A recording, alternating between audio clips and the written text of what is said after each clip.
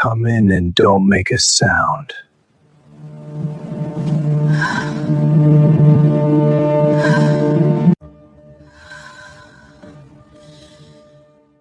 The knife was already at her throat when Vera Lowe realized three things. She'd walked into the wrong room. The man holding the blade was Korea's most feared crime lord, and he hadn't touched a woman in 12 years. Not since the last one died in his arms. Vera should have died that night. Hotel policy, Mafia code, simple logic all demanded it. Instead, Hyun-woo Park did something he hadn't done in over a decade. He lowered the knife, and in doing so, he signed both their death warrants. This is a story of how a broke black Maid from Detroit accidentally became the only thing that could break or save Korea's most dangerous man. Before we start this absolutely intense story, you need to subscribe right now, because what happens between Vera and Hyun-woo is the kind of forbidden connection that doesn't just break rules, it starts wars. Hit that subscribe button and turn on notifications, because this mafia romance is about to get dangerous. I'm talking assassination attempts, possessive protection, and a love that literally threatens to destroy an entire criminal empire. You ready? Let's go. Imagine being completely alone in a country where you don't speak the language, don't understand the culture, and don't have a single person who would notice if you disappeared. That's Vera Lowe's reality. She's 29 years old, Black American, and 6 months ago her entire life imploded. Her fiancé, the man she'd been with for 4 years, the man she'd planned her entire future around, emptied their joint account and vanished 2 weeks before their wedding. $47,000 in debt, 200 confused guests, a family that blamed her for the shame and cut her off completely. So Vera did what heartbroken people do when they have nothing left to lose. She ran, as far as she could. Seoul seemed random enough, foreign enough, far enough from Detroit, and her humiliation that maybe she could start over. The teaching visa fell through. The hostel beds are $15 a night she can barely afford. And the only work she can get is cash-in-hand cleaning jobs that don't ask questions about her immigration status. But Vera is a survivor. Always has been. So when she's hired to clean at the Songdo Grand Hotel, one of Seoul's most exclusive properties, she doesn't ask why they hired her sight unseen. She just shows up, keeps her head down, and cleans. What Vera doesn't know is that the Songdo Grand Hotel isn't just a hotel. It's a front. A very expensive, very legitimate-looking front for the Park crime family's operations. Money laundering, arms deals, territory control, all of it filtered through luxury suites and corporate bookings.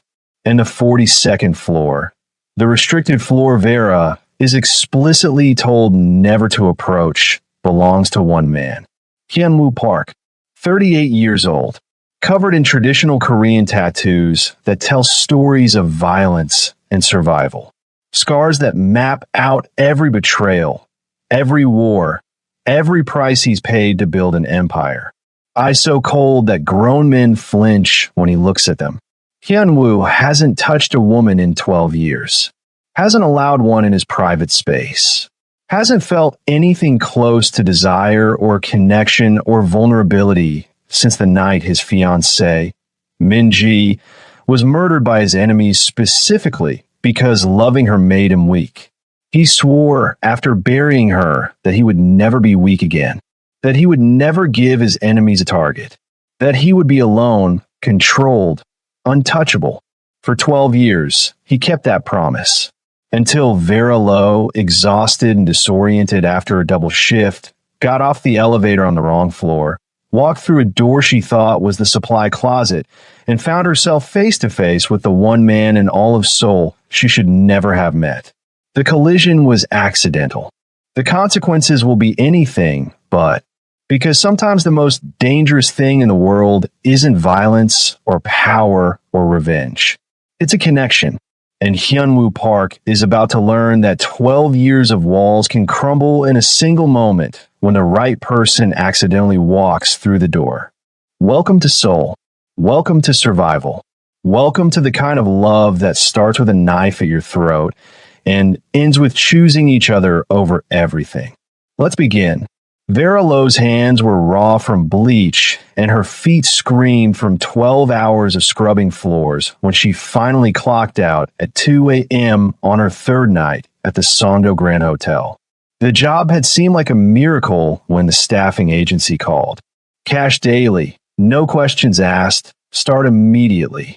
For someone whose visa was questionable and whose bank account contained exactly 43,001, about 32 US dollars. It was the best offer Vera had gotten in 6 months of scrambling. She'd spent the evening cleaning luxury suites on the 28th floor, rooms that cost more per night than Vera made in a month. Marble bathrooms, designer furniture, the kind of wealth that made her Detroit upbringing in a 2-bedroom apartment with 4 siblings feel like a different lifetime. Her supervisor, Mrs. Kong, was a severe woman in her 50s who spoke minimal English and had made it very clear through gestures and sharp Korean that Vera was on probation. 3 strikes, and she was out. Floor 42, Mrs. Kong had said in broken English at the end of shift. Never go. Understand? Never. Vera had nodded, not entirely sure what was so special about the 42nd floor, but too exhausted to care. Now, at 2 a.m., Vera just wanted to get back to the hostel in Itaewon, where her bunk bed and locker full of her entire life waited. She dragged her cleaning cart toward the service elevator, hit the button for ground level, and leaned against the wall. The elevator went down, then stopped. 42nd floor. Vera frowned. She hadn't pressed that button, but the doors opened anyway, revealing a corridor unlike anything she'd seen in the hotel. Where the other floors were standard luxury. Nice, but corporate, this hallway was different. Dark, quiet, expensive in a way that felt personal rather than designed. And empty.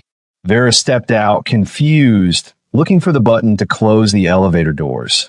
That's when she saw it, a supply closet at the end of the hall, exactly where the supply closets were on every other floor. Probably left my favorite cleaning gloves up here, Vera thought groggily. Must have mixed up my card earlier. She walked down the corridor, her footsteps muffled by carpet so thick it felt like walking on clouds.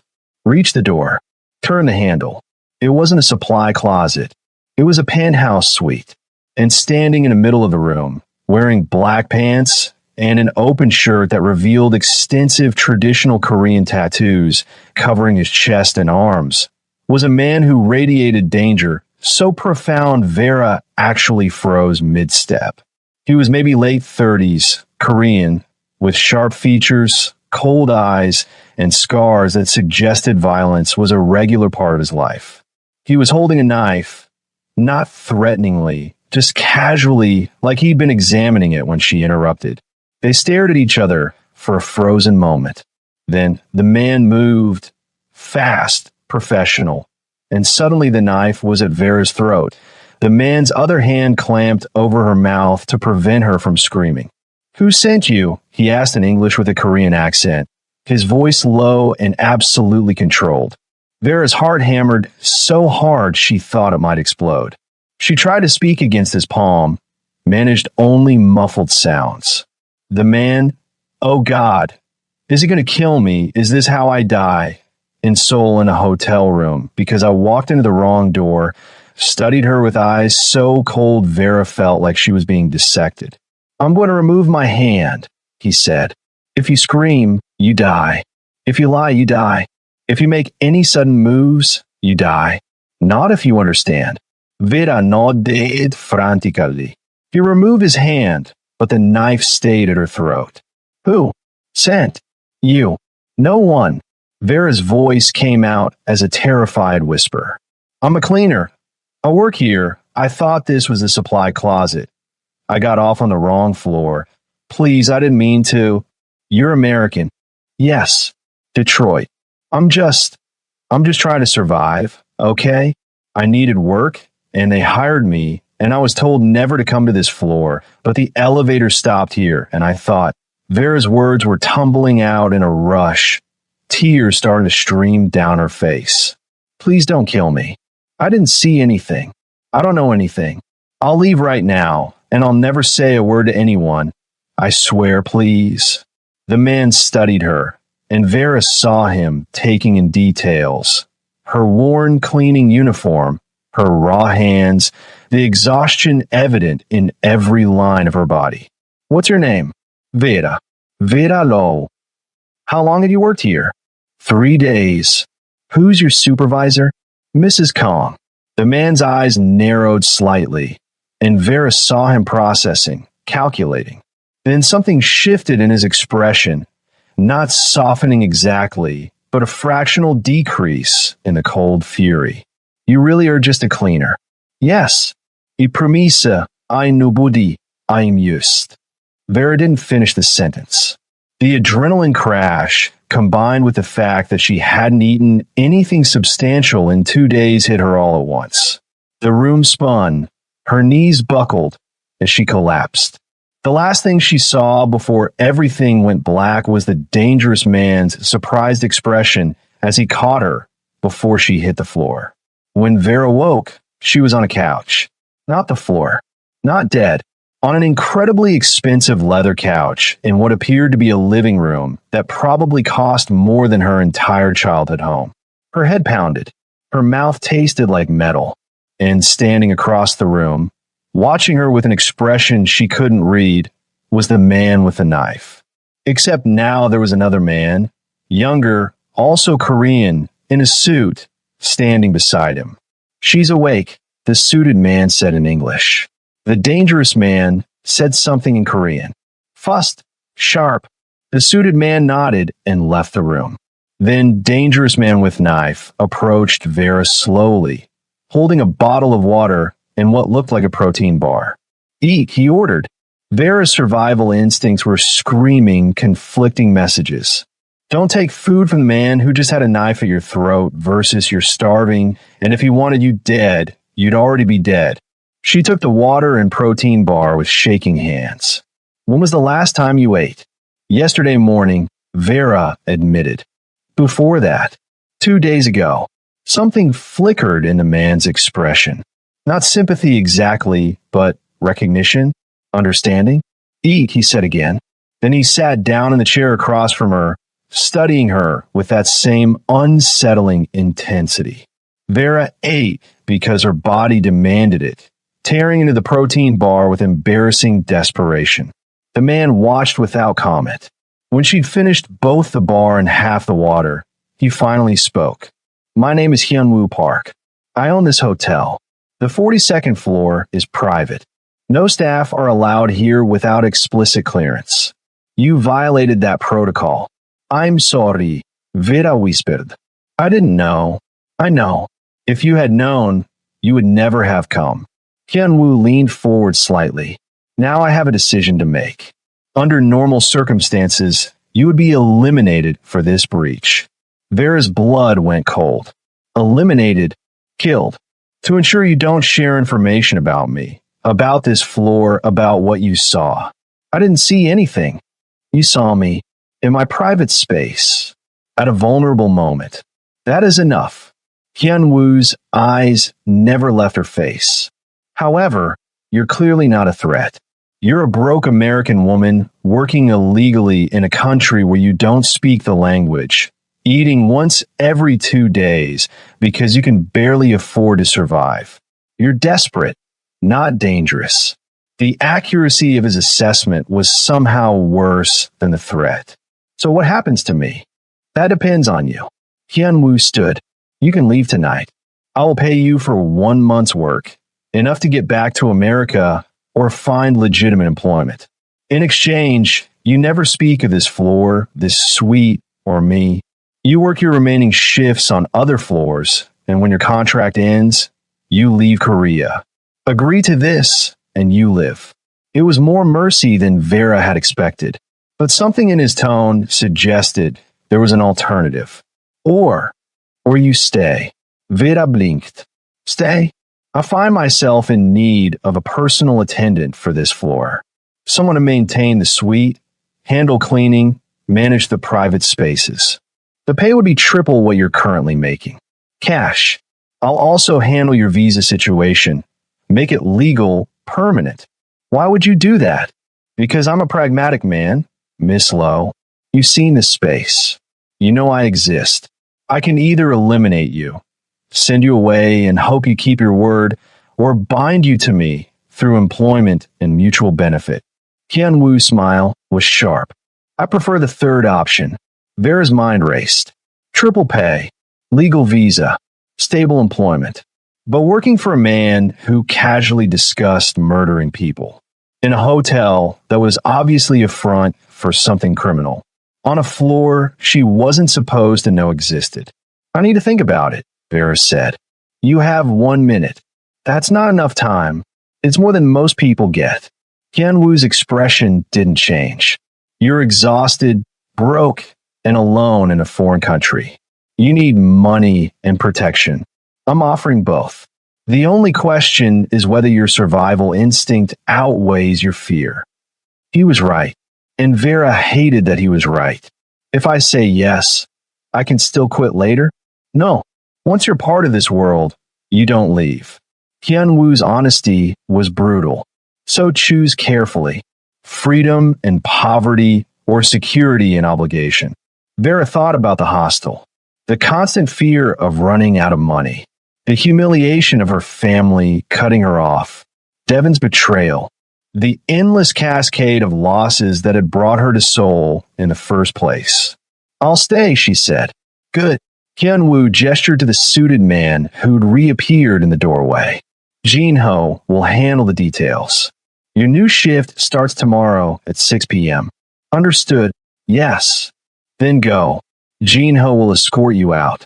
As Vera stood to leave, still shaky from exhaustion and adrenaline, Hyun Woo spoke once more. Miss Lowe, she turned. Don't make me regret this. I won't, Vera promised. But as she followed Jin Ho out of the suite and back into the elevator, Vera couldn't shake the feeling that she'd just made a deal that would change her life in ways she couldn't possibly predict. Behind her, in his penthouse, Hyun Woo Park stood at the window overlooking Seoul and tried to understand why. For the first time in 12 years, he'd let someone live who should have died. Okay, pause. Did Vera just accept a job from a man who literally had a knife at her throat 5 minutes earlier? Girl, I know you're broke, but boundaries. But also, I'm totally invested now. If you're not subscribed, fix that immediately because this story is about to get so much more complicated. Drop a comment. Would you have taken the job or run? Be honest. Let's continue. Vera showed up for her first official shift as Hyun Woo Park's personal attendant at exactly 6 p.m. the next evening. Her heart hammering with a combination of anxiety and surreal disbelief at what she'd agreed to. The service elevator that went to the 42nd floor now required a key card. Jin Ho had given it to her that morning along with an envelope containing more cash than Vera had seen in 6 months. Advance on your salary, he'd said in precise English. Mr. Park insists you eat properly. The fact that a crime boss was concerned about her nutrition was somehow more unsettling than the knife had been. When the elevator doors opened, Jin Ho was waiting. He was younger than Hyun Woo, maybe early 30s, with the kind of sharp intelligence in his eyes that suggested he saw everything and forgot nothing. His English was impeccable, his suit expensive, and his demeanor suggested he'd killed people and filed paperwork about it with equal efficiency. Miss Lowe, welcome to your new position. Jin Ho gestured for her to follow. I'll explain the protocols. They walked through the penthouse. In daylight, Vera could see it properly now. Floor-to-ceiling windows overlooking Seoul's skyline. Minimalist furniture that probably cost more than a car. Art that looked original and priceless. Everything immaculate and cold.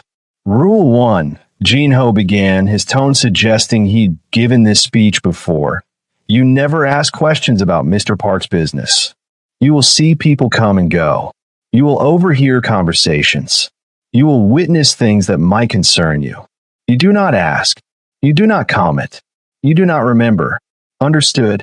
Understood. Rule 2. You do not enter Mr. Park's private quarters, bedroom, office, bathroom, unless explicitly instructed to do so. The rest of the suite is your responsibility to maintain, but those spaces are off limits. Okay. Rule 3. You do not discuss this floor, this job, or Mr. Park with anyone. Not the other hotel staff, not friends, not family back in America. As far as anyone knows, you work standard hotel shifts. Clear. Clear. Jinho stopped in what appeared to be a small service room off the main corridor. Inside were cleaning supplies of professional grade. Nothing like the cheap products Vera had been using on the other floors. Your equipment. Your schedule is 6 p.m. to 2 a.m., 6 days a week. Sundays off. You'll be paid weekly in cash unless you prefer a bank transfer, which I don't recommend given your visa situation. Jinho's expression didn't change. Mr. Park has arranged for your visa to be corrected through alternative channels. In 2 weeks, you'll have proper documentation. Until then, cash is safer. He can just fix visa issues. Jinho smiled slightly. Miss Lowe, Mr. Park can fix almost anything. Whether he chooses to is the question. Why is he choosing to fix mine? That's a question that violates Rule 1. Jinho handed her a printed schedule. You'll find Mr. Park is a man of routine. He's in his office from 6 p.m. to 9 p.m. handling business. During that time, you clean the main living areas quietly. From 9 p.m. to midnight, he may have visitors, business associates. You make yourself invisible. After midnight, he's usually alone. That's when you can handle the kitchen and other spaces that require more noise. Does he sleep? Rarely, and that's not your concern. Jinho's phone buzzed. He glanced at it, then back at Vera. Mr. Park is in a meeting. Begin with the living room. I'll be nearby if you need anything. He left, and Vera was alone in a luxury penthouse belonging to a man who'd held a knife to her throat less than 24 hours ago. This is insane, she thought. I should run. I should call the embassy. I should do literally anything except clean this man's floor. But she thought about the cash in her pocket, the promise of a legal visa, the alternative of going back to hostel beds and starvation wages. Vera got to work. The first week was surreal. Vera cleaned in near silence while Hyun-woo conducted business in his office. She could hear voices through the door, always in Korean, often tense. Men came and went, always escorted by Jinho, always looking nervous. Hyun-woo himself barely acknowledged Vera's existence.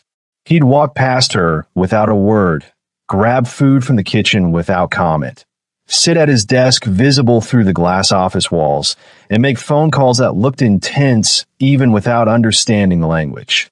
But Vera felt his eyes on her constantly, not in a sexual way, nothing that made her uncomfortable in that specific sense, but watching, evaluating, like she was a variable in an equation he was trying to solve.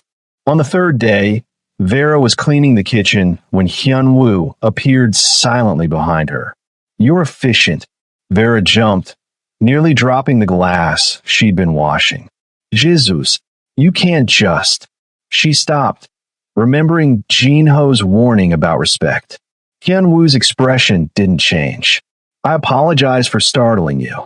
I meant it as a compliment. You work thoroughly without making unnecessary noise. Thank you. Jinho said you've been eating regularly. Yeah, the money you gave me helped. Good. Hyun-woo poured himself water from the filter dispenser. You still look exhausted. Are you sleeping? The question was so unexpected, so almost caring, that Vera didn't know how to respond. I'm Fina. You're lying. But that's your choice. Hyun-woo drained the water glass. If you need anything, different supplies, adjusted hours, whatever makes this job sustainable, tell Jinho. Why do you care if I'm sustainable? Hyunwoo looked at her directly, those cold eyes studying her face. Because I dislike inefficiency. Training a replacement would be inconvenient. It should have stung. Instead, Vera almost laughed at the brutal honesty. Right. Wouldn't want to inconvenience you with my collapse. Precisely. Was that almost a smile? Continue. He left, and Vera stood in the kitchen wondering what the hell just happened. By the end of the first week, Vera had learned a few things. 1. Hyunwoo was nocturnal. He rarely slept before 4 a.m., which meant Vera often saw him in the early morning hours before her shift ended, reading or working at his desk. 2. He ate irregularly, sometimes not at all for days, then consuming elaborate meals at odd hours. Vera started leaving prepared food in the refrigerator with reheating instructions. He never thanked her, but the food was always gone. 3. Other hotel staff were terrified of the 42nd floor. When Vera mentioned, vaguely, not breaking rules, that she'd been reassigned, Mrs. Kang's expression had gone pale. That floor bad luck, Mrs. Kang said in broken English. Girls who go there don't come back. I came back, Vera pointed out. You're different, or you die soon. One or other. Comforting. 4. Hyunwoo was rebuilding her. The first paycheck was triple what he'd promised. The second week, Jinho appeared with a doctor who gave Vera a full physical and prescribed vitamins for her malnutrition. The third week, a new phone appeared with a note. Your American phone is a security risk. Use this. HP. It felt like being collected. Like Hyunwoo was systematically eliminating every vulnerability in her life. Not out of kindness, but out of that same control he applied to everything. Vera should have hated it. Instead, she felt cared for, protected. Stockholm Syndrome, she told herself. This is absolutely Stockholm Syndrome. But she kept showing up, kept cleaning, kept leaving food, kept existing in Hyunwoo's orbit. And on the 13th night, everything changed. The night started normally.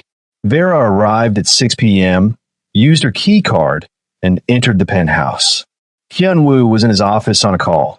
She could see him through the glass, pacing, gesturing sharply. Whatever the conversation was about, it wasn't going well. She began her routine. Living room first, then kitchen, then the bathrooms in the guest wing. Around 8 p.m., Jinho stopped by briefly. Mr. Park will have visitors tonight. 2 business associates. They'll be in the conference room. Stay in the east wing until they leave. Understood. Jinho left. Vera continued cleaning, keeping to the eastern side of the penthouse where the guest bathrooms and secondary living spaces were located. She was scrubbing a bathtub when she heard the elevator ding, the visitors arriving. Male voices speaking Korean. Then Hyunwoo's voice, measured and cold, leading them somewhere. Vera kept working, making as little noise as possible. 30 minutes passed. An hour. Then Vera heard something that made her blood freeze. A gunshot, followed by Hyunwoo's roar of fury. More gunshots. Rapid professional. Vera dropped the cleaning supplies and pressed herself against the bathroom wall, heart hammering. What do I do? Hide? Run? Call for help? The gunfire stopped. Heavy footsteps approaching. Vera held her breath. The bathroom door slammed open. A man she didn't recognize, Korean, 30s, wearing maintenance coveralls, stood there with a gun. You the maid? He asked in English with a thick accent. Vera couldn't speak, just stared at the weapon pointed at her chest. Hyunwoo's whore, the man said, smiling cruelly. Perfect. He died protecting you. He raised the gun. Vera closed her eyes. The shot came, but not from the direction she expected. When Vera opened her eyes, the man was on the floor, blood pooling beneath him, and standing in the doorway. His own gun still raised, was Hyunwoo. He looked different than Vera had ever seen him.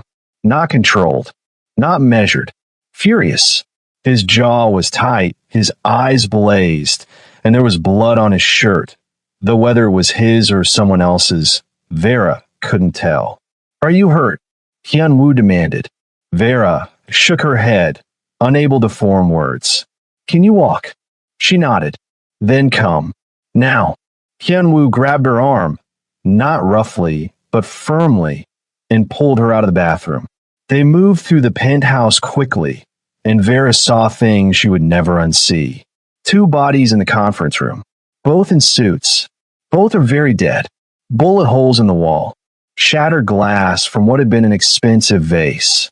Jin-ho and 3 other men Vera had never seen were already there, moving with practiced efficiency. Body bags, cleaning supplies, weapons being cataloged.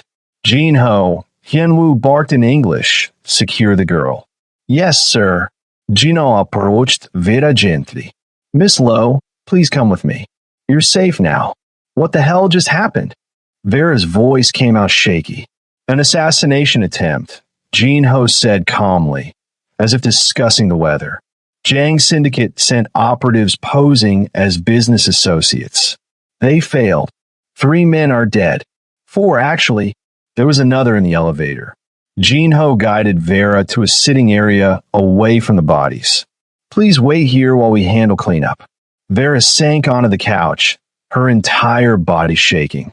She watched numbly as Hyun-woo's people worked with military precision, photographing, documenting, removing. Within 20 minutes, there was no evidence anything had happened except some damaged walls. Hyun-woo disappeared into his bedroom, returned in a fresh shirt, no longer bloodstained. He approached Vera, crouched down so they were eye level. I need you to listen carefully, he said, his voice controlled again. What you just witnessed makes you a liability. Not to me, to my enemies. The Jang Syndicate now knows I have someone in my personal space. They will assume you matter to me. That makes you a target. I don't matter to you, Vera said. I'm just your maid. That won't stop them from using you against me. Hyun-woo's expression was grim. You can't go back to your hostel. You can't work anywhere else in this hotel. As of right now, you're under my protection whether you like it or not. What does that mean? It means you live here, in my penthouse, in a secure guest room. You don't leave without armed escort. You don't contact anyone from your old life. You become invisible to everyone except me and my people. That's kidnapping. That's survival. Hyun-woo stood. Jin-ho will move your belongings from the hostel tonight. You'll have everything you need here. You can't just. I can. I am. And unless you have a better solution for how to keep you alive when a criminal organization now considers you a vulnerability to exploit, I suggest you accept it. Vera wanted to argue, wanted to scream, wanted to do literally anything except that her life had just been completely hijacked. But she thought about the man who'd called her Hyun-woo's whore and pointed a gun at her chest. She thought about how effortlessly Hyun-woo had killed to protect her. How long? Vera asked. As long as it takes to eliminate the threat. Weeks, maybe months. And if I refuse, then you walk out that door, and I give you 12 hours before you're dead. Hyun-woo's honesty was brutal. Your choice, Miss Lowe. Protected prisoner or dead idealist. Vera thought about Detroit, about Devon's betrayal, about her family cutting her off, about every single time she'd been powerless and alone. Fine, she said. I'll stay. Smart. Vianvo nodito yinho. Show her to the guest room. Make sure she has everything she needs. As Jin-ho led Vera away, she looked back once. Hyun-woo was standing by the windows, silhouetted against Seoul's night skyline, looking every inch the dangerous man he was. And for the first time since entering his world, Vera wondered if the danger she should be most afraid of wasn't his enemies. It was him. The guest room was bigger than Vera's childhood bedroom, the hostel dorm, and her college apartment combined. King-size bed, private bathroom with a tub that could fit 3 people. A walk-in closet currently empty except for the plastic bag containing Vera's entire worldly possessions that Jinho had retrieved from the hostel.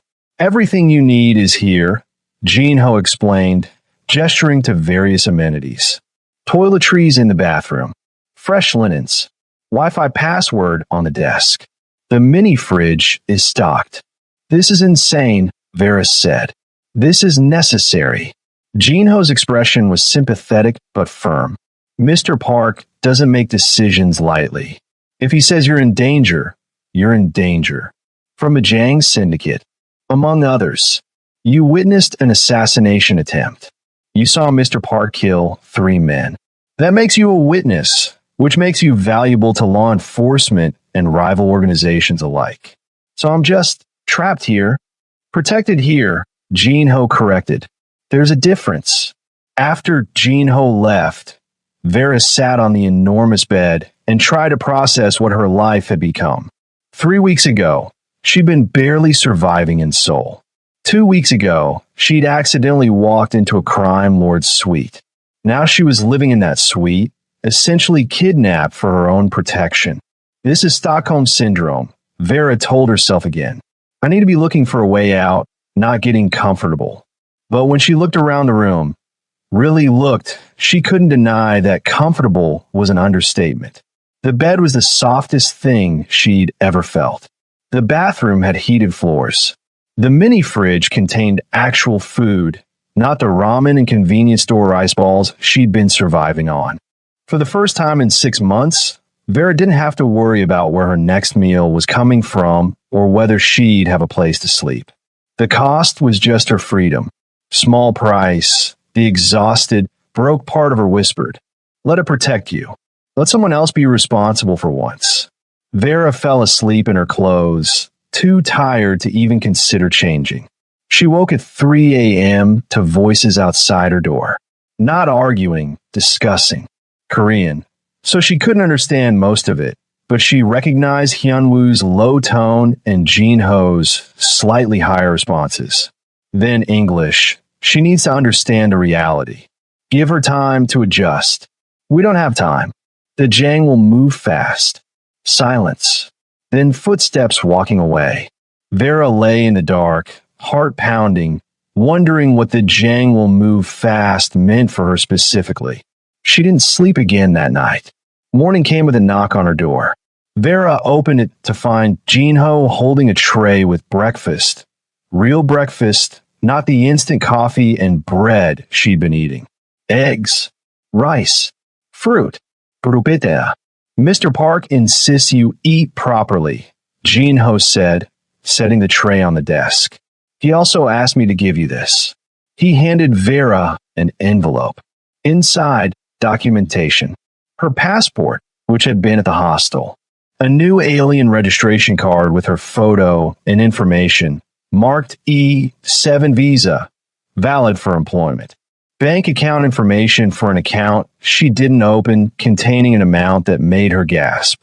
That's 3 months' advance salary, Jinho explained, plus compensation for the debt Mr. Park paid off on your behalf. What debt? The wedding debt. $47,000. Mr. Park had it settled with the vendors and your credit cleared. Vera's hands shook. How did he even know about that? Mr. Park investigates anyone who enters his space. He knew about your ex-fiancée, your family situation, your financial circumstances before you woke up that first night. That's thorough, Jinho finished. Mr. Park leaves nothing to chance. This is too much. I can't accept. You already did when you agreed to stay. Jinho's expression was kind but firm. Mr. Park doesn't do anything halfway, Miss Lowe. If you're under his protection, you're under his protection. That means safe, fed, financially stable, and legally documented. Fighting it is pointless. After Jinho left, Vera stared at the documentation. Hyunwoo had systematically eliminated every vulnerability in her life. The debt that had been crushing her gone. Her precarious visa situation fixed. Her empty bank account filled. She should feel manipulated, controlled. Instead, she felt safe. For the first time since Devon's betrayal, someone had actually taken care of her. This is dangerous, Vera warned herself. You're starting to depend on him, to trust him, and he's a criminal who kills people. But the scared, exhausted part of her that had been surviving on adrenaline and desperation for 6 months didn't care about moral complexity. It just wanted to stop fighting. That night, Vera emerged from her room around 10 p.m., unable to sleep and too wired from everything that had happened. The penthouse was quiet. She walked through the main living area, drawn to the floor-to-ceiling windows and the glittering sprawl of Seoul below. Can't sleep? Vera jumped. Hyunwoo was in the shadows near the bar, holding a glass of what looked like whiskey. You scared me.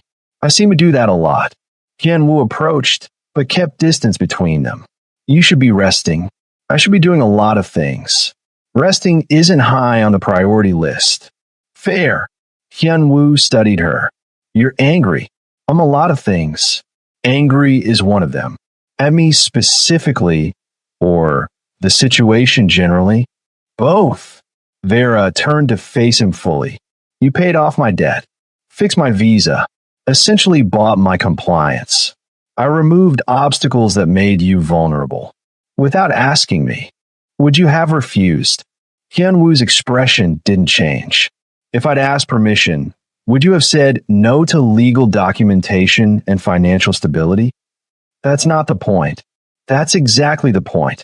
Hyunwoo's voice stayed level. You needed help. I provided it. Your pride is hurt, but your circumstances are improved. I don't see the problem. The problem is I didn't choose this. You chose to stay when I gave you the option to leave. Everything after that is a consequence. Vera wanted to argue, but he was right. She had chosen to stay. She'd chosen money over freedom, security over autonomy. I looked in your background too, Vera said quietly. Asked Jin-ho some questions. He was surprisingly willing to share. What did you learn? That you haven't had anyone in this penthouse in 12 years. That your security protocols are extreme even by criminal standards. That everyone who works for you is terrified you'll snap and kill them. Accurate assessment. So why me? Why break 12 years of isolation for a broke American maid who stumbled into your room by accident? Hyunwoo was quiet for a long moment. Then, because you fainted before I could kill you. And when you woke up, you weren't afraid in the way people usually are. You were practical, focused on survival rather than terror. That made me special.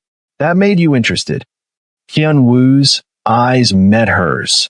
I've spent 12 years alone because everyone around me either wants something or fears me. You just wanted to live. That was refreshing. So you collected me. Like a pet project. I protected you. There's a difference. Is there? Vera challenged. Because from where I'm standing, this looks a lot like a cage. Gilded and comfortable, but still a cage. Then leave. Hyunwoo gestured to the elevator. The doors aren't locked. Walk out right now. I won't stop you. Vera looked at the elevator. Thought about the hostel. The constant fear. The empty stomach and precarious visa and crushing debt. Thought about the man who'd pointed a gun at her chest and called her Hyunwoo's whore. You know I can't, she said quietly. Because you die? Or because you don't want to? The question hung in the air between them. Vera didn't answer because she didn't know. Hyunwoo drained his whiskey. When you figure out, let me know. Until then, get some sleep. Tomorrow, Jin-ho will brief you on security protocols. He walked away, leaving Vera standing by the windows, wondering when exactly she'd stopped being a prisoner and started being something else entirely. Real talk. Is Hyunwoo protecting Vera or controlling her? Option A, protecting. She literally almost died. He's keeping her safe. Option B, controlling. He paid off her debt and fixed her visa to make her dependent on him. Option C, both, and it's complicated. Drop your answer in the comments. And if you're not subscribed yet, what are you waiting for? This story is about to get even more intense. Let's continue. 3 weeks of living in Hyun-woo's penthouse created a strange kind of routine. Vera still technically worked. She cleaned, organized, managed the domestic side of the space. But it felt different now. Less like employment and more like cohabitation, partnership. She couldn't quite name it. Hyun-woo was gone most days. Handling business she wasn't privy to. But evenings he was there, working in his office, taking calls, occasionally eating the meals Vera prepared because she discovered he forgot to eat if left to his own devices. They developed an unspoken rhythm, coexistence without intrusion. Until the night, everything shifted. It was 1 a.m. when Vera heard the crash. She'd been reading in her room, one of the many books from Hyun-woo's extensive library he'd told her she could access. The sound of something breaking made her put the book down and venture into the main penthouse area. Hyun-woo was in the living room, standing amid the shards of what had been an expensive glass sculpture. He was breathing hard, his fist bleeding from where he'd apparently punched it. "Are you okay?" Vera asked. "Fine, go back to your room. Your hand is bleeding." I said I'm fine. Vera ignored him, went to the bathroom, returned with the first aid kit Jinho had shown her. "Sit. Vera, sit down and let me clean that before it gets infected." For a moment, she thought he'd refuse. Then Hyun-woo sat heavily on the couch, extending his bleeding hand with obvious reluctance. Vera worked in silence, cleaning the cuts, applying antiseptic, wrapping gauze. Hyun-woo watched her with an expression she couldn't read. "What happened?" Vera asked quietly. "Bad news." "Related to the Jang?" "No. Personal." Vera finished bandaging his hand. "You don't have to tell me. But if you want to talk, I'm here." Hyun-woo laughed, a bitter, broken sound. "You want to hear about my problems? The man who's essentially keeping you prisoner? You're not keeping me prisoner anymore. We both know I could leave if I really wanted to." "Then why don't you?" "Because," Vera sat beside him. "For better or worse, I feel safer here than I have anywhere else in 6 months. And because I think you need someone to actually see you as a person instead of a weapon." Hyun-woo went very still. "You don't know what you're talking about. Then explain it to me." For a long moment, Hyun-woo said nothing. Then, "Today is the anniversary. Anniversary of Min-ji's death. 12 years ago today." The name Jinho had mentioned in passing. The reason Hyun-woo had been alone for over a decade. "Tell me about her," Vera said gently. "Why would you want to know?" "Because she clearly still haunts you. And because understanding might help." Hyun-woo stood, walked to the windows, looked out at Seoul spread beneath them. When he finally spoke, his voice was distant. "Min-ji was light. That's the only way I can describe her. I was 26, already deep in this life, already violent and cold. She was a civilian, a teacher. We met by accident at a bookstore. She had no idea who I was or what I did." "When did you tell her?" 6 months in. I thought she'd run. Instead, she said, "Everyone has darkness. You chose to make yours profitable." Hyun-woo's smile was sad. She saw me, really saw me. Not the killer, not the boss. Just me. "What happened to her?" Hyun-woo's hands clenched. "We were engaged, planning a quiet wedding. I was being careful. She stayed far from my business. We used false names for reservations. I had security on her constantly. But the Jang Syndicate found out anyway. They wanted to merge our territories. I refused. So they took her. Hyun-woo's voice went cold. Held her for 3 days. Tortured her. Not for information. They knew she didn't have any. They did it to punish me. To show me what happens when I don't comply." Vera felt her chest tighten. "I'm so sorry. I got her back. Traded half my territory for her release. But by then," Hyun-woo closed his eyes. "She was barely alive. Broken ribs, internal bleeding, burns. She died in my arms 2 hours after the exchange." "Hyun-woo, Her last words were, "I'm sorry." She apologized to me for being a weakness they could exploit. His voice broke slightly. I buried her. Then I went to war, took back the territory I had traded, destroyed everyone involved in her capture, and eliminated the entire Jang leadership of that era. Is that why they're still trying to kill you?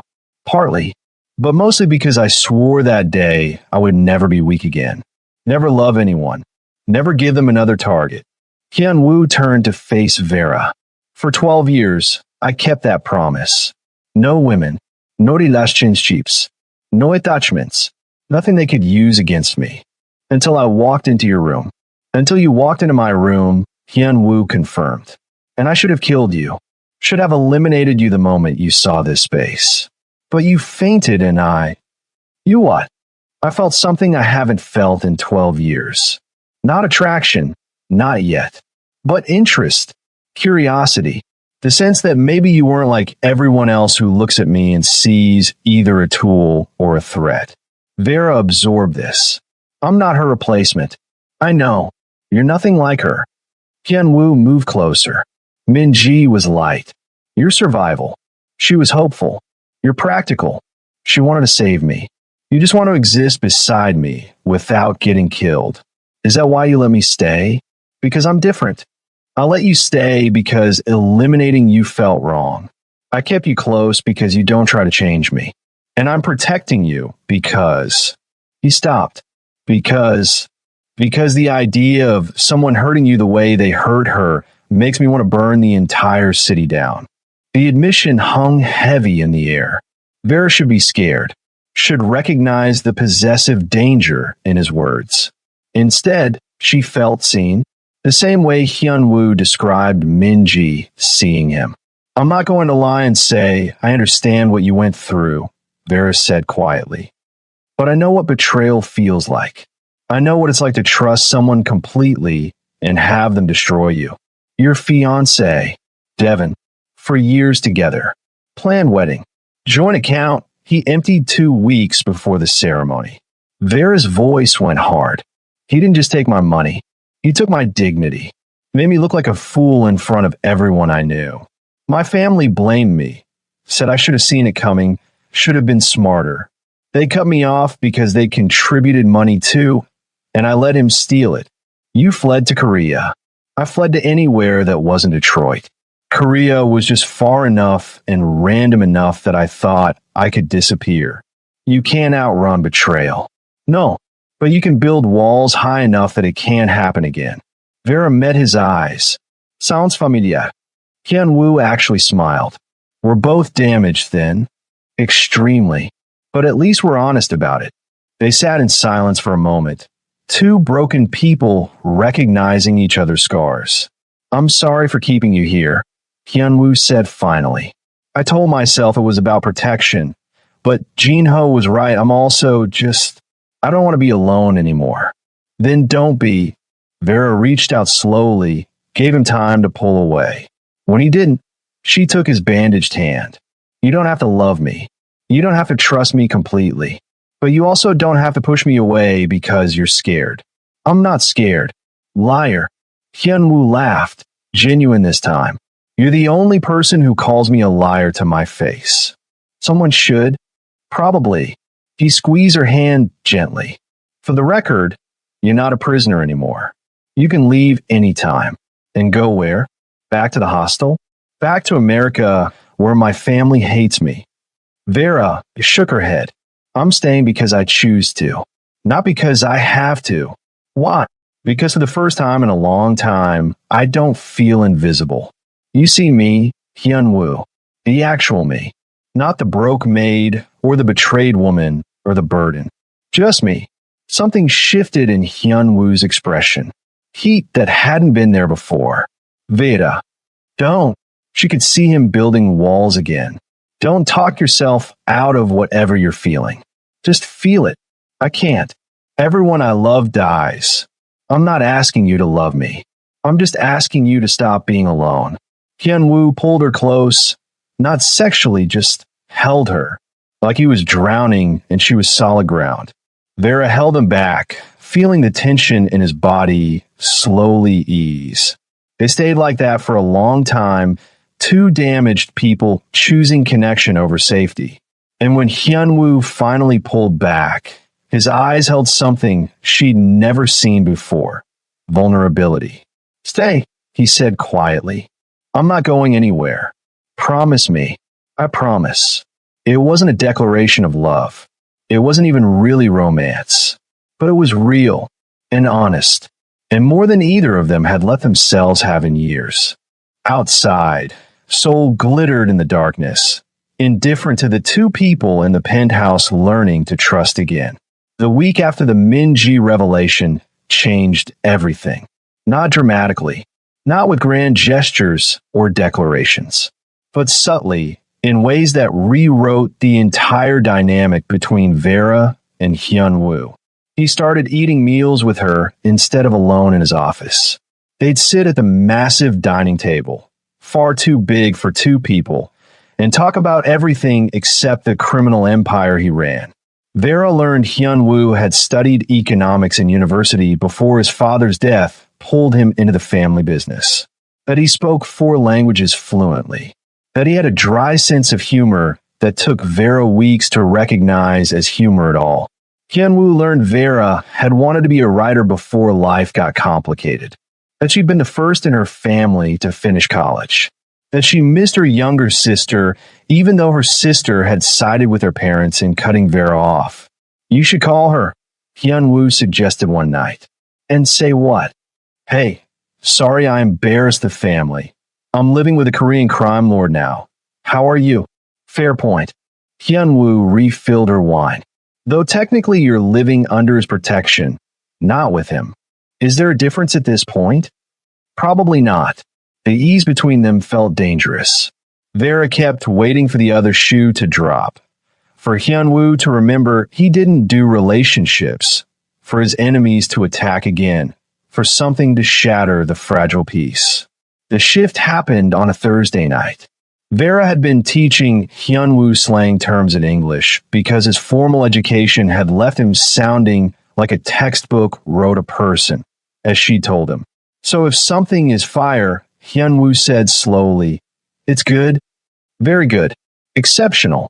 That makes no linguistic sense. Welcome to American English. Logic is optional." Hyunwoo shook his head, but he was smiling, something Vera saw more often now. "Your language is chaos. Your language has different levels of formality based on age and social status. That's chaos with extra steps. That's respect. That's exhausting." Vera stretched on the couch. "Imagine having to calculate someone's age and relationship to you before deciding how to say hello. Imagine not caring about social hierarchy."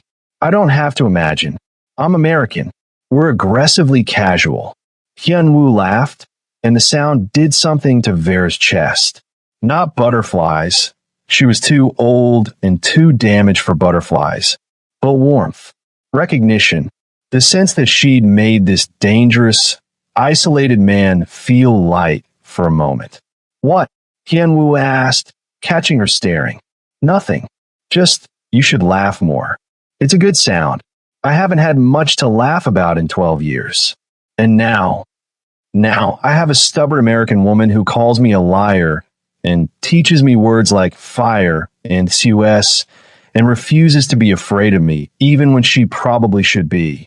I'm afraid of you sometimes. When you go cold. When I see you making calls, and I can hear the threat in your voice, even though I don't understand Korean. When I remember that you're capable of killing someone without hesitation." Vera held his gaze. "But I'm not afraid of you. I'm afraid of what you can do. There's a difference.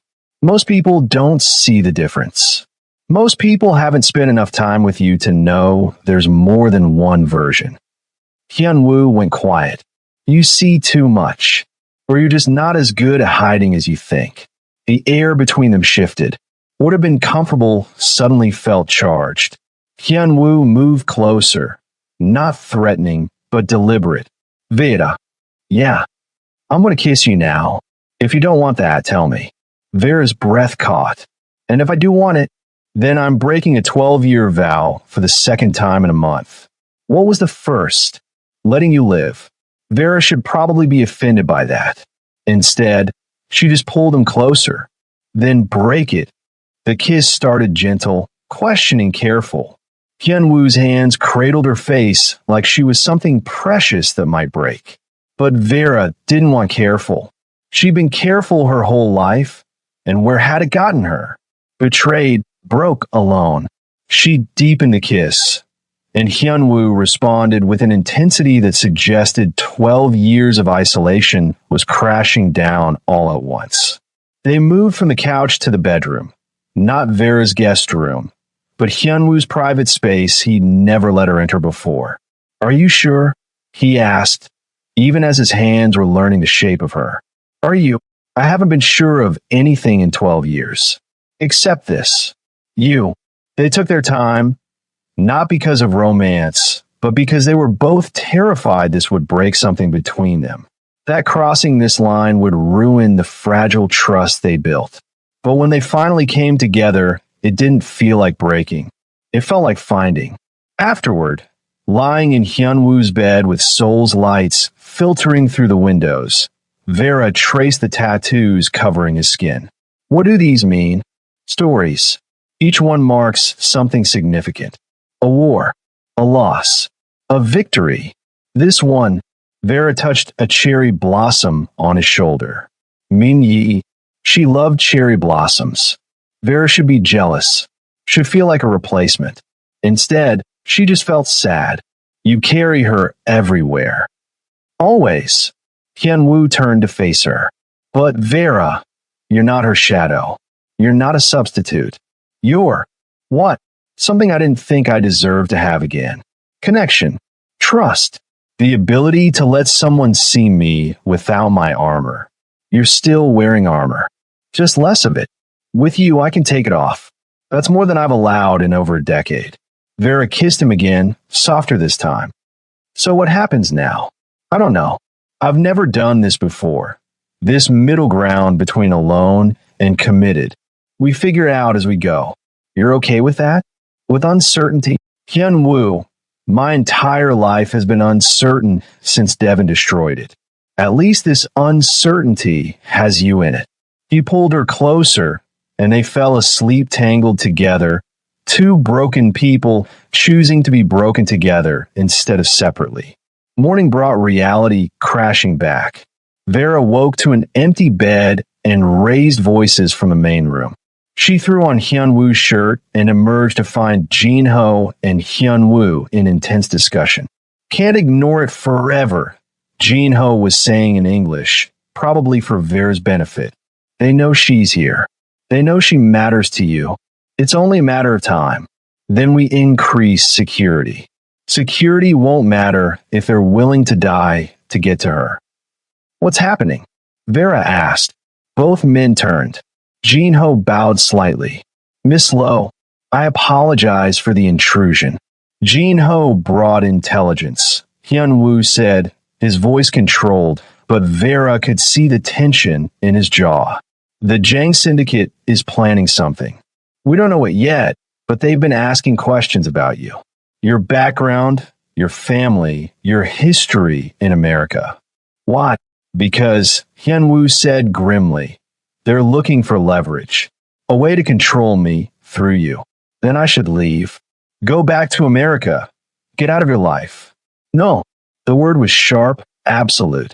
Hyunwoo, if I'm the weakness. You're not a weakness. You're the first thing I've cared about in 12 years, and I will burn Seoul to the ground before I let them use you against me. The possessive intensity should have scared Vera. Instead, it just made her more certain of her choice to stay. Then what do? We wait, Hyunwoo said, and when they make their move, we end this. Permanently. So Hyunwoo just went from, I haven't touched a woman in 12 years to I will burn Seoul down to protect you in like a month. Character development at light speed. If you're not subscribed by now, I'm judging you. Hit that button, drop a comment. Is this the most intense love story or the most possessive? Both? Let me know. 2 more chapters and this gets wild. The call came 3 days later. Vera was reading in the living room while Hyunwoo worked in his office. Jin-ho entered without his usual knock, his expression grim. Sir, we have a situation. Hyunwoo emerged immediately. Talk. Jin-ho pulled out his tablet, showed them surveillance photos. Our contacts in immigration flagged this person entering Korea yesterday. American, male, age 31. Vera's blood went cold. The face in the photo was one she'd hoped never to see again. Devin Mitchell. No, Vera whispered. No, that's not. Why would...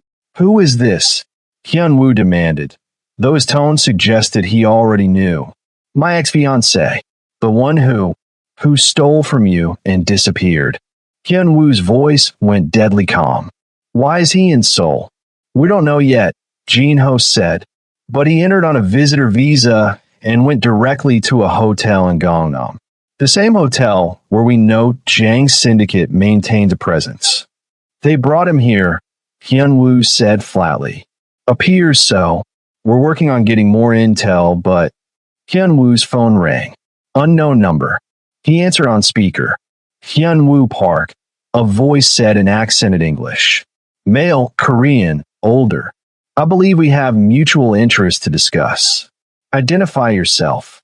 Kim Jia-sung, Jang Syndicate Operations Director. I'm calling to arrange a meeting. I don't meet with dead men walking. Even when I have something you want, or rather, someone. The implication was clear. If you've touched her, we haven't touched anyone. Yet. But we do have a guest who's very interested in speaking with Miss Vera Lowe. I believe you know him. Devin Mitchell. Vera felt like she'd been punched. Hyunwoo's expression went glacial. What do you want? A conversation. Neutral location. You, me, and Miss Lowe. Mr. Mitchell will be there as well. We discuss the future. Terms. Arrangements. And if I refuse, then Mr. Mitchell will be very disappointed. And when people disappoint us, we get creative about expressing our feelings. There's a lovely family in Detroit, the Lowe's, I believe. 2 parents, 3 siblings still in the city. It would be unfortunate if something happened to them. Vera's hands started shaking. Hyunwoo saw, and his expression turned absolutely murderous. You threaten her family. You threaten her. You threaten her. You declare war on me. Is that really what you want? I want negotiation. The meeting is tomorrow, 8 p.m. at the Riverside Park Pavilion. Come alone with Miss Lowe, or don't come at all. Your choice. The line went dead. Silence filled the penthouse. Then Hyunwoo threw his phone with enough force to shatter it against the wall. Sir, Jin-ho began. Get everyone. Every available asset. I want surveillance on that park, snipers on every building with line of sight, and a strike team ready to move the second I give the word. They said come alone. I don't care what they said. Vera is not walking into that park unprotected. Hyunwoo, Vera's voice was shaky. Maybe I should just talk to Devin. Find out what he wants. He wants to use you. That's all this is. The Jang paid him to come here, to play on your history, to make you doubt your choice to stay with me. How do you know? Because it's what I would do if I wanted to break someone. Find their past, their weakness, their unhealed wound, and rip it open. Vera thought about Devin, about the betrayal that had destroyed her life. I want to go, she said. Absolutely not. I need to see him. Need to hear whatever bullshit he's selling. Because if I don't, I'll always wonder. Vera, I'm not running anymore. From him, from this situation, from anything. If they want to use my past against me, fine. Let them try. But I face it standing beside you, not hiding behind you. Hyunwoo looked at her for a long moment. You're sure? I'm terrified. But I'm sure. Then we do this my way. Jin-ho, prep everything. I want. The rest of the conversation happened in rapid Korean, but Vera caught the gist. Overwhelming force disguised as compliance. That night, Vera couldn't sleep. She lay in Hyunwoo's bed, hers now, by unspoken agreement. and stared at the ceiling. Hyun Woo appeared in the doorway. Talk to me. I keep thinking about what he'll say. Devin, he's good at manipulation, good at making me doubt myself. Then don't listen alone. I'll be there. What if he offers me a way out? What if he says he'll take me back to America, help me start over, get away from all this? Do you want that? Vera turned to face him. No, but I'm scared I'll be tempted anyway. Why? Because this life, your life, it's dangerous. And maybe Devin is offering me safe. Safe isn't the same as good. Hyun Woo climbed into bed beside her. And I won't lie to you, Vera. My life is dangerous. Being with me means being a target. It means violence and risk and never having complete peace. If you want safe, I can arrange it. New identity, money, a life far from here. I won't stop you. But I'll miss you every day for the rest of my life. The honesty broke something in Vera's chest. I don't want safe, she said. I want you, even with the danger, even with the risk. Because you're the first person who ever made me feel like I mattered more than my usefulness. Hyun Woo kissed her, deep, possessive, desperate. Tomorrow, when we go to that park, I need you to trust me. Can you do that? Yes. Even if things get violent, especially then. The Riverside Park Pavilion was exactly as ominous as Vera expected. Open-air structure, surrounded by trees, multiple exits. The kind of place where violence could erupt and disappear quickly. Hyun Woo and Vera arrived exactly at 8 p.m. Hyun Woo had insisted she wear a bulletproof vest under her jacket. She felt ridiculous and protected in equal measure. They walked into the pavilion to find 3 people waiting. Kim Jae-sung, 60s expensive suit, the kind of cold calculation in his eyes that made Vera's skin crawl. 2 bodyguards, young, armed professional, and Devin Mitchell. He looked exactly the same, handsome in a bland way, dressed well, the same smile that had once made Vera feel safe, and now just made her feel sick. Vera, Devin said, stepping forward. Thank God. I've been so worried. Don't. Vera's voice was ice. Don't you dare pretend you're here because you care. I am here because I care. When I heard you were in Seoul, mixed up with him, Devin gestured at Hyun Woo with barely concealed fear. I had to come. To get you out. You stole $47,000 from me and disappeared 2 weeks before our wedding. You don't get to play rescuer. I made a mistake. A terrible mistake. But I'm here to make it right. By working with the people who want to kill him. Vera gestured to Kim. By letting them use you to manipulate me? Real heroic, Devin. Kim Jae-sung stepped forward. Miss Lowe, let's discuss this rationally. Mr. Mitchell came to us because he was concerned for your safety. And frankly, he's right to be concerned. Hyun Woo Park is a dangerous man. Criminal. Violent. Surely you understand that staying with him is unwise. What I understand, Vera said, is that you brought my ex-fiancé here to make me doubt the man who's shown me more respect in 2 months than Devin did in 4 years. He's using you, Devin insisted. Can't you see that? You're a tool to him, a weakness his enemies can exploit. That's why he gestured to Kim, contacted me, because they know he'll destroy you to protect his empire.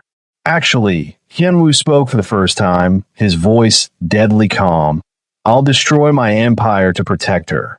There's a difference. The statement hung in the air. Kim's expression shifted, surprise, then calculation. You're bluffing. Test me. Hyun Woo's smile was pure threat. Vera stays with me by choice. If you want to use her against me, you'll find I'm willing to burn everything I've built to keep her safe. Territory, alliances, reputation, all of it. I'll go to war with every criminal organization in Seoul if that's what it takes. You'd sacrifice 12 years of work for a woman you barely know. I'd sacrifice everything for the woman I choose. Hyun Woo looked at Vera, and I'd choose her. Devin looked between them, realization dawning. You're sleeping with him. Jesus, Vera, he's a murderer. And you're a thief who broke my heart and destroyed my life. At least Hyun-woo is honest about what he is. I'm offering you a way out. Devin's composure cracked. Come with me. Back to America. Start over. I'll pay back the money. With what money? The money they paid you to come here and manipulate me? Devin flinched. That's what I thought. Vera stepped closer to Hyun-woo. I'm not leaving. I'm not going back. And I'm definitely not choosing you. Kim Jia-sung sighed. This is disappointing. I'd hoped for rational negotiation. Then you shouldn't have brought her past to use as a weapon, Hyun-woo said. So what happens now? Kim asked. You refuse to negotiate. We refuse to back down. This ends in war. No. Hyun-woo's expression went cold. This ends with a message. He drew his weapon, smooth, practiced, and before anyone could react, shot Devin Mitchell twice in the chest. Devin collapsed, blood spreading across the pavilion floor. Vera gasped, but she didn't scream, didn't run. Kim's bodyguards raised their weapons, but Hyun-woo kept his aim steady.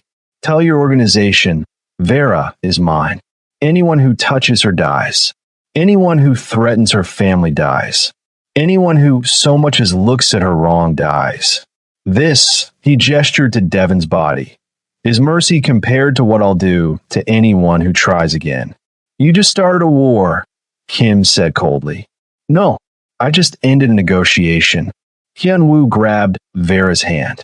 Let's go. They walked out of the pavilion as Jin-ho and his team materialized from the shadows, surrounding them, weapons drawn.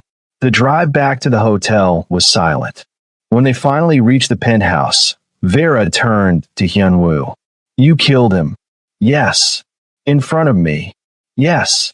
If that changes things. Vera kissed him. Hard. Desperate. Thank you, she said when they broke apart.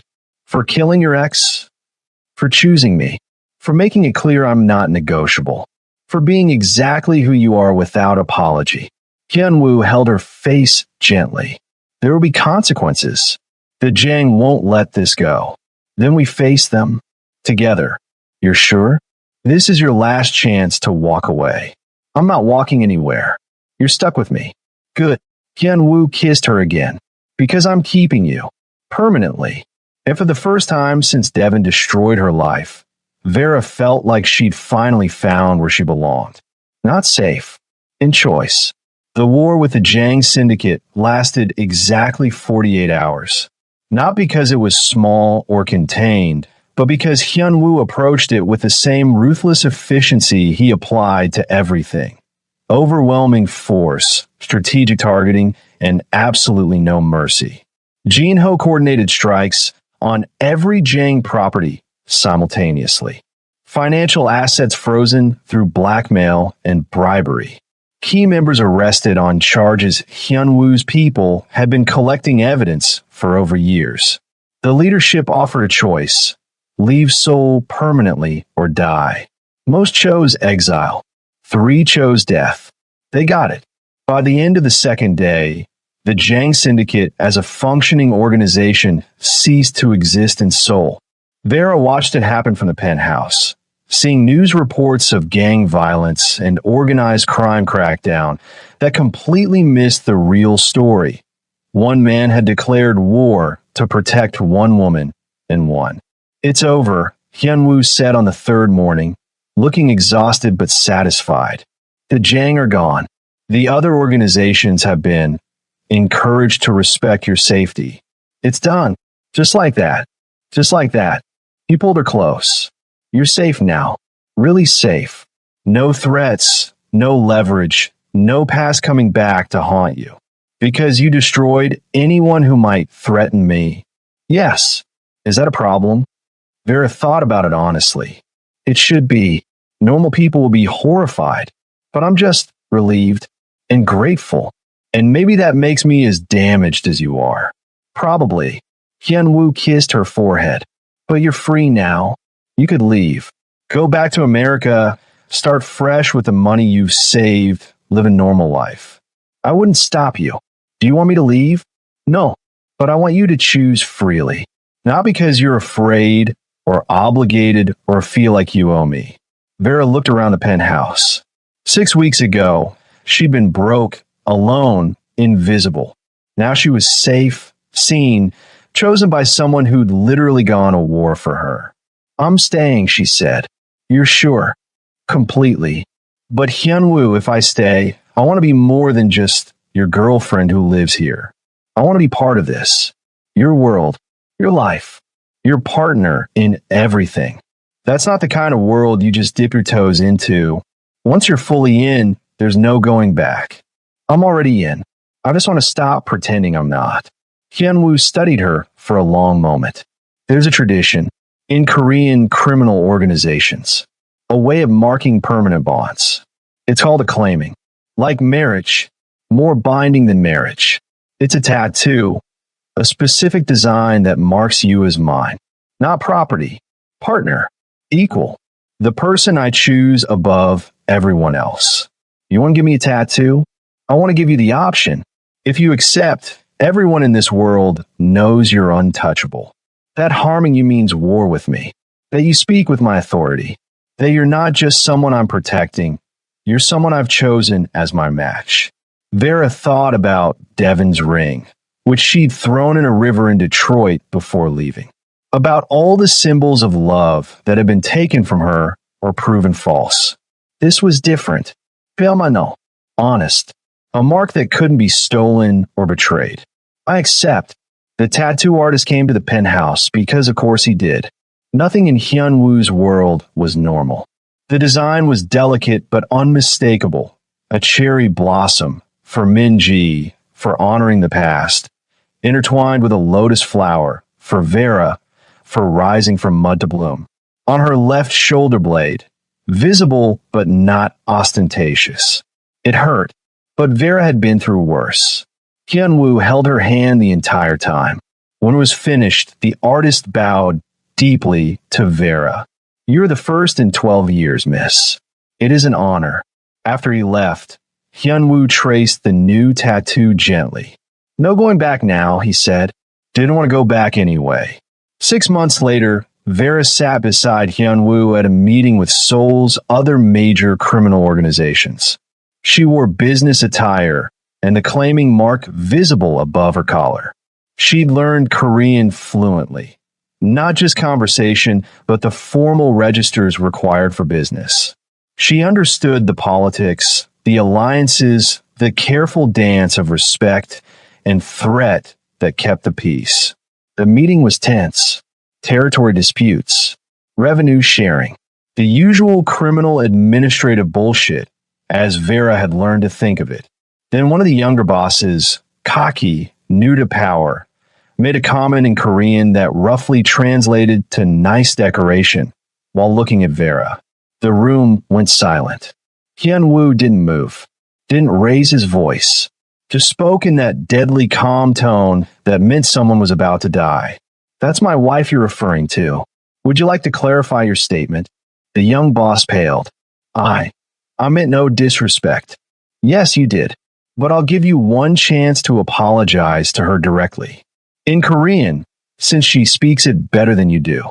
The boss turned to Vera, bowing deeply. I apologize for my disrespect, Mrs. Park. It was inappropriate and offensive. Vera let him sweat for a moment. Then replied in flawless Korean, apology accepted. But understand this, I'm not decoration. I'm not a trophy. I'm his partner.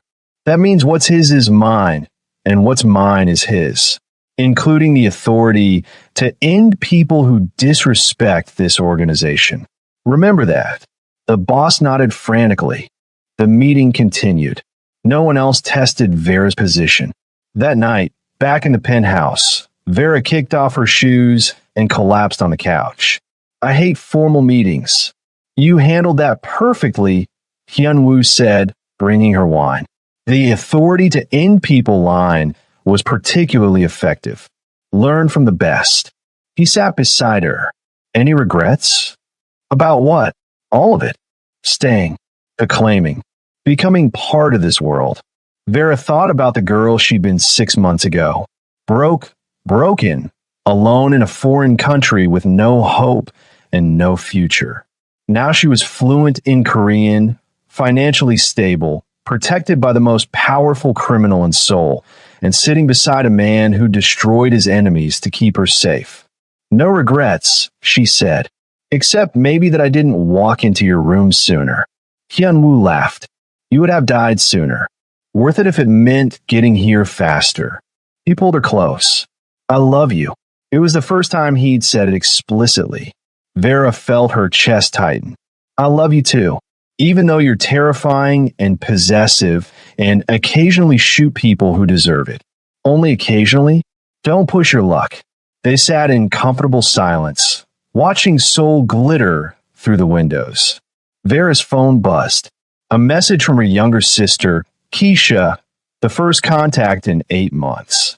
I heard you're doing okay. I'm glad. I'm sorry we didn't support you.